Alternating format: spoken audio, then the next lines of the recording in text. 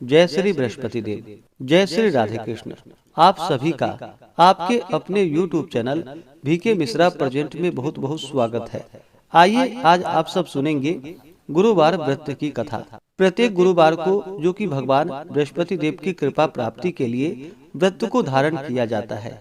जो भी भक्त सच्ची श्रद्धा के साथ नियम और निष्ठा के साथ गुरुवार का व्रत धारण करते हैं तो भगवान बृहस्पति देव की कृपा से उनके सभी प्रकार के दुख और कष्ट दूर होते हैं तथा सभी प्रकार के सुख और समृद्धि की प्राप्ति होती है।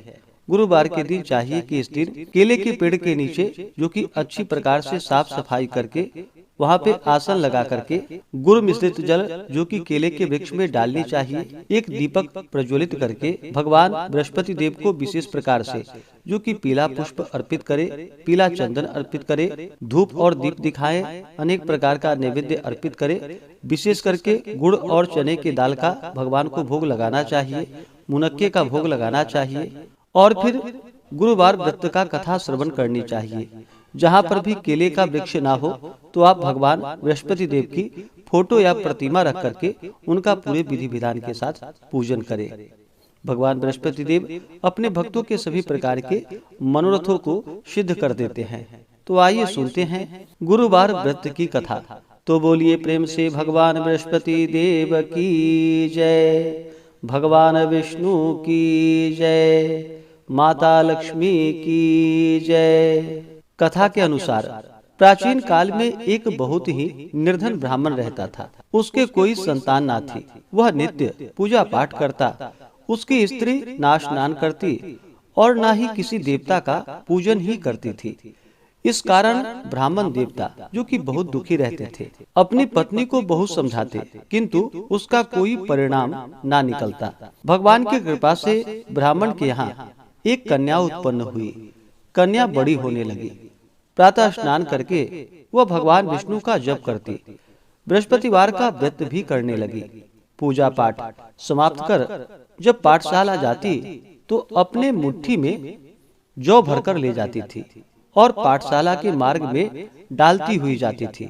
लौटते समय वही जौ जो कि स्वर्ण के हो जाते थे तो उसको बीन कर घर ले आती थी। एक दिन वह बालिका सूप में उन सोने के जौ को फटक कर साफ कर रही थी कि तभी उसकी माँ ने देख लिया और कहा कि हे बेटी, सोने के जौ को फटकने के लिए सोने का सूप भी तो होना चाहिए। दूसरे दिन गुरुवार था। कन्या ने व्रत रखा और भगवान बृहस्पति देव से सोने का सूप देने की उनसे प्रार्थना की और कहा कि हे प्रभु, यदि सच्चे मन से मैंने आपकी पूजा की हो तो मुझे सोने का सूप दे दो। बृहस्पति देव ने उसकी प्रार्थना स्वीकार कर ली और रोजाना की तरह वह कन्या जौ फैलाती हुई पाठशाला चली गई। पाठशाला से लौटकर जब वह जौ बीन रही थी तो बृहस्पति देव की कृपा से उसे सोने का सूप मिला। उसे वह घर लेकर आई और उससे जौ फटककर साफ करने लगी, परंतु उसकी माँ का वही ढंग रहा। एक दिन की बात है, कन्या सोने के सूप में जब जौ को साफ कर रही थी उस समय उस नगर का राजकुमार वहां से निकला। कन्या के रूप और कार्य को देखकर वह उस पर मोहित हो गया। राजमहल आकर वह भोजन तथा जल त्याग कर उदास होकर लेट गया। राजा को जब राजकुमार द्वारा अन्न और जल त्यागने का समाचार प्राप्त हुआ तो अपने मंत्रियों के साथ वह अपने पुत्र के पास गया और पूछा कि हे बेटा, तुम्हें किस बात का कष्ट है? किसी ने तुम्हारा अपमान तो नहीं किया अथवा कोई और कारण है? मुझे बतलाओ, मैं वही कार्य करूंगा जिससे तुम्हें प्रसन्नता की प्राप्ति हो सके। अपने पिता की बातें सुनकर राजकुमार बोला कि हे पिताजी, मुझे किसी बात का दुख नहीं है। किसी ने मेरा अपमान भी नहीं किया है, परंतु मैं उस लड़की के साथ विवाह करना चाहता हूँ जो लड़की सोने के सूप में जौ को फटक कर साफ कर रही थी। राजकुमार ने राजा को उस लड़की के घर का पता भी बता दिया। मंत्री राजा के कहने पर उस लड़की के घर गया। मंत्री ने ब्राह्मण के समक्ष राजा की ओर से निवेदन किया और फिर कुछ ही दिनों के बाद ब्राह्मण की कन्या का विवाह राजकुमार के साथ संपन्न हो गया। और फिर क्या था, कन्या के घर से जाते ही ब्राह्मण के घर में पहले की भांति गरीबी का निवास हो गया। एक दिन दुखी होकर ब्राह्मण अपनी पुत्री से मिलने के लिए गया। बेटी ने पिता की अवस्था को देखा और अपनी माँ का हाल पूछा। ब्राह्मण ने सभी हाल कह सुनाया। कन्या ने बहुत सा धन देकर अपने पिता को वहां से विदा कर दिया, लेकिन कुछ ही दिनों के बाद फिर वही हाल हो गया।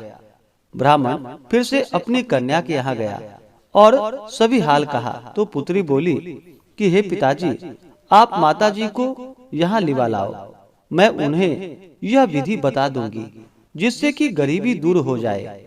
ब्राह्मण देवता अपनी स्त्री को साथ लेकर अपनी पुत्री के पास राजमहल पहुँचे तो पुत्री अपनी माँ को समझाने लगी कि हे माँ, तुम प्रातः काल स्नान आदि करके विष्णु भगवान का पूजन करो और बृहस्पतिवार का व्रत करो तो तुम्हारी सभी दरिद्रताएं दूर हो जाएंगी। परंतु उसकी माँ ने उसकी एक भी बात नहीं मानी।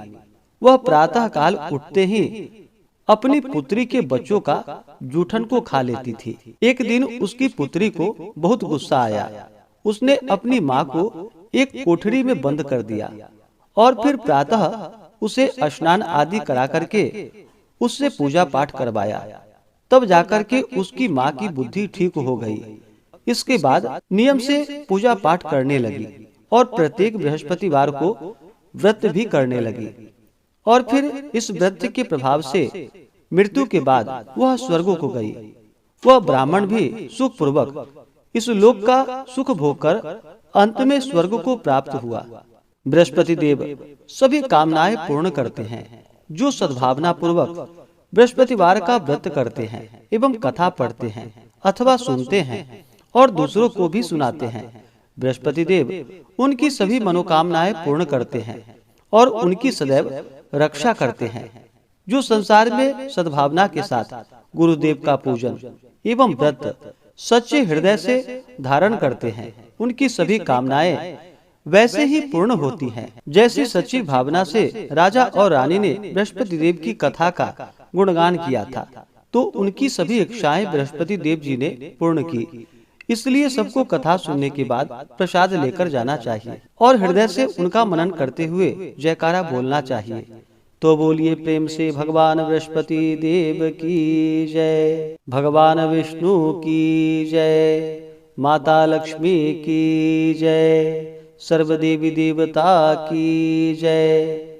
इसी प्रकार से जो भी भक्त सच्ची श्रद्धा के साथ नियम और निष्ठा के साथ गुरुवार का व्रत धारण करते हैं, भगवान बृहस्पति देव का पूजन करते हैं, कथा श्रवण करते हैं, तो भगवान बृहस्पति देव उनकी सभी मनोकामनाएं पूर्ण करते हैं। गुरुवार के दिन जो भी भक्तजन व्रत को धारण करने वाले हैं, गुरुवार के दिन कुछ बातों का ध्यान भी रखना चाहिए। गुरुवार के दिन इस दिन शुद्ध और सात्विकता का पालन करना चाहिए, ब्रह्मचर्य का पालन करना चाहिए। इस दिन बाल, दाढ़ी, नाखून आदि नहीं काटनी चाहिए। इस दिन पूजन में पीले वस्तु का प्रयोग करना चाहिए और भोजन में भी पीले वस्तु का प्रयोग करना चाहिए। इस दिन नमक ग्रहण नहीं करनी चाहिए, बाल, दाढ़ी, नाखून नहीं काटनी चाहिए, साबुन सर्प का प्रयोग इस दिन नहीं करना चाहिए और पूर्ण श्रद्धा भक्ति भाव के साथ भगवान का पूजन, कथा श्रवण, आरती करनी चाहिए। इससे भगवान बृहस्पति देव अति प्रसन्न होते हैं और अपना कृपा प्रदान करते हैं। तो आशा करता हूँ कि यह जानकारी आपको अच्छा लगा हो। इसी प्रकार से कथा को सुनने के लिए, व्रत पूजा के बारे में जानने के लिए चैनल पे अगर आप पहली बार आए हैं तो चैनल को लाल बटन दबा करके सब्सक्राइब करें, साथ में बेल आइकन घंटी को दबाएं ताकि आने वाली वीडियो का नोटिफिकेशन आपको समय से मिलता रहे। वीडियो को लाइक करें, शेयर करें, सुखी रहें और स्वस्थ रहें। जय श्री राधे कृष्ण। धन्यवाद।